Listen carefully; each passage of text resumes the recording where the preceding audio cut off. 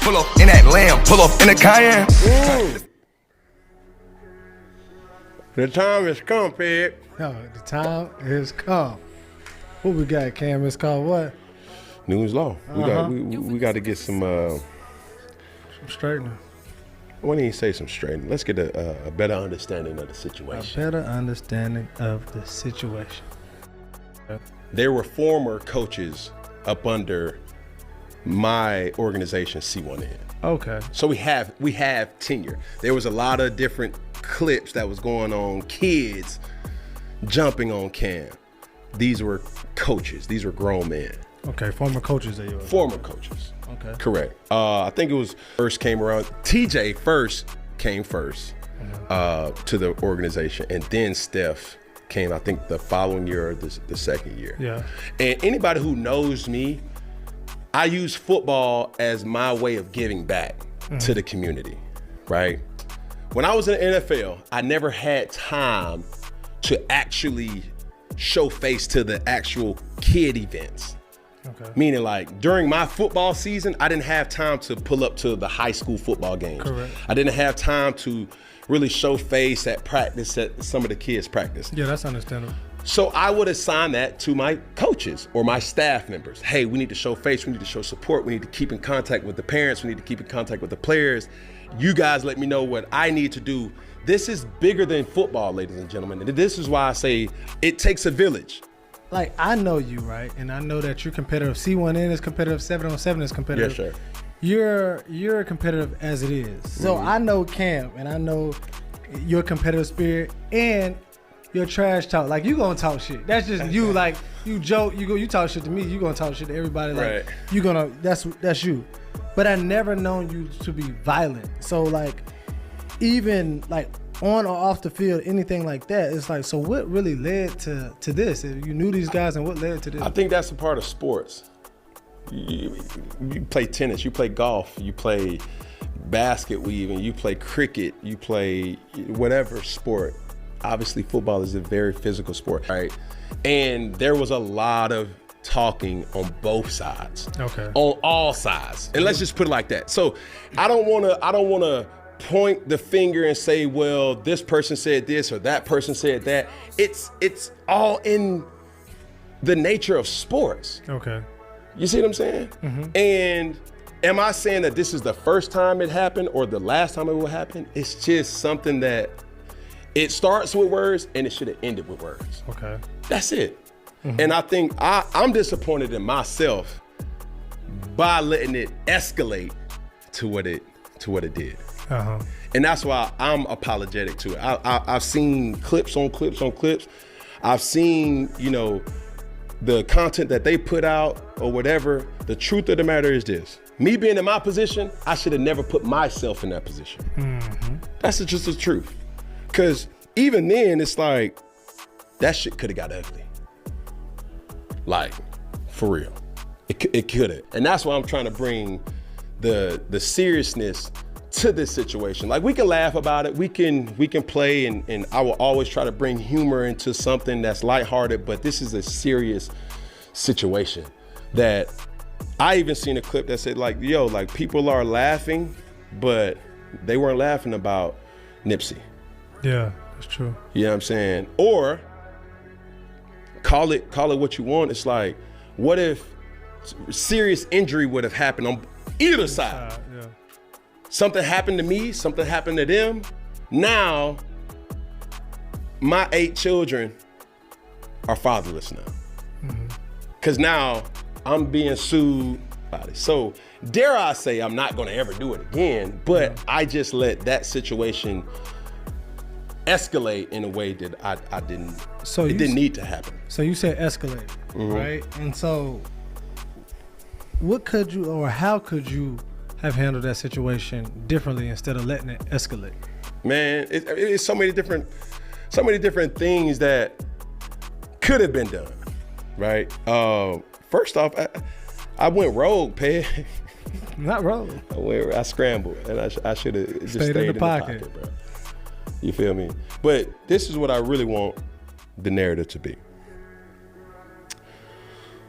To every single high school player, to every single person of influence, to every single athlete, use my situation as a way to understand that in one moment, in one decision, your life can change.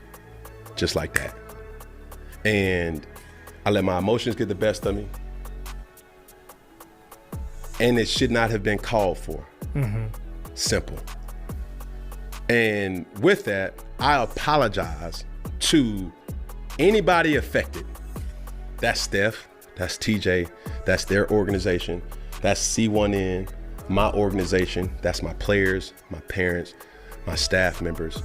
And when you really debrief from days after, it really puts things into perspective. And I tell you this, my president of my program, Kendall Ogle, person who I have high regards for, he called me, and even though he was empathetic to understanding where I was coming from, he simply said, Cam, that cannot happen.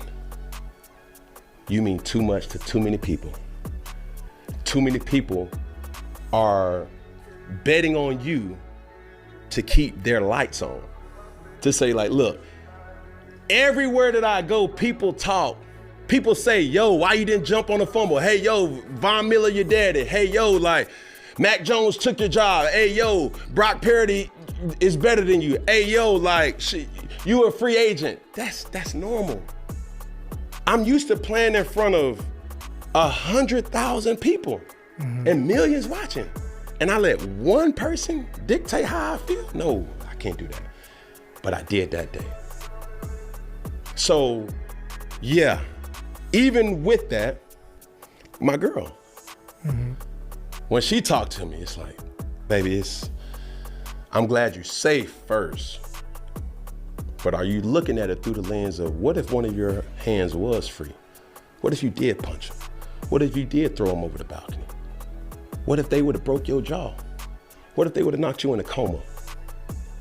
These are things that, yeah, we laugh about. These are things that, yo, like, yeah, Cam hat stayed on. Yeah, it's a Mashika plug. Yeah, go buy a Mashika hat.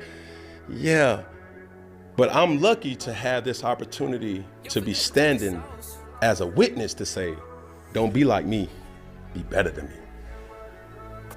And I could easily try to advise a kid like, nah, bro, don't do that, bro, don't do that, bro, don't do that.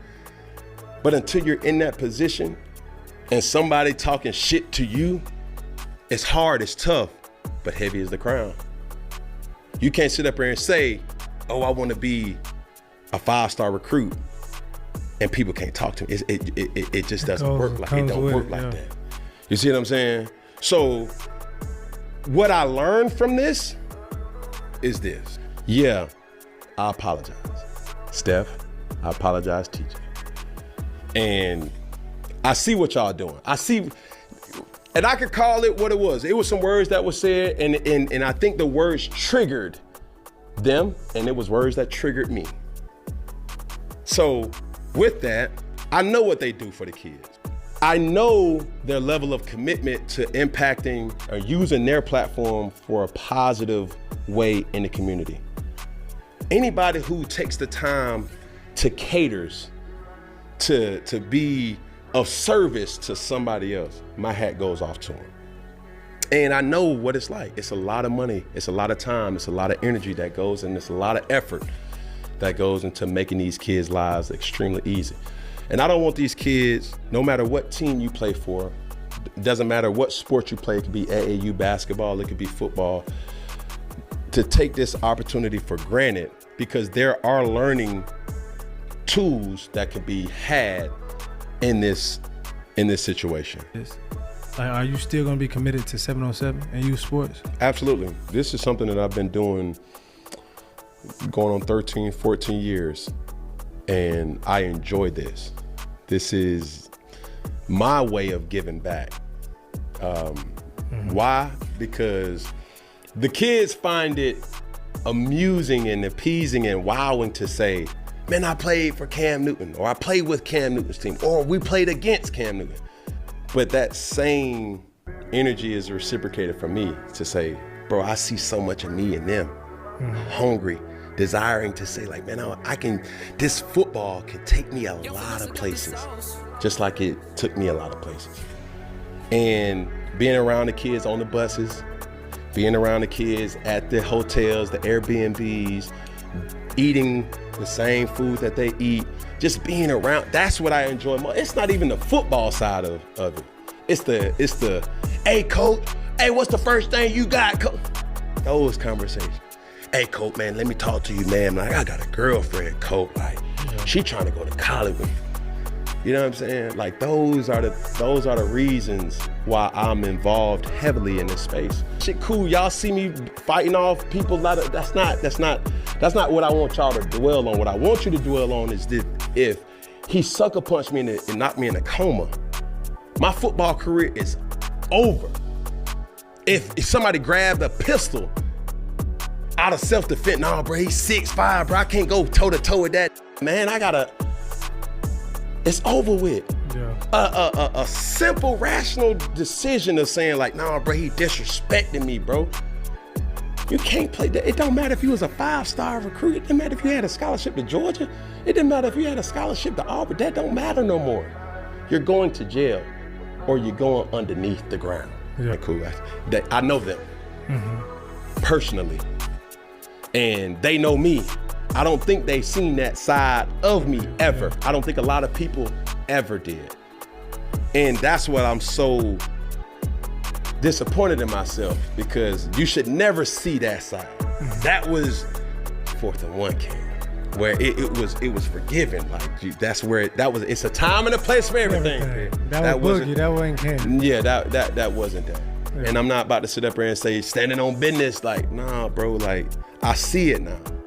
And my heart goes out to everybody who played a role and supported me through and through. But we got to be better, and it starts with me. Can't get money, now let's get it.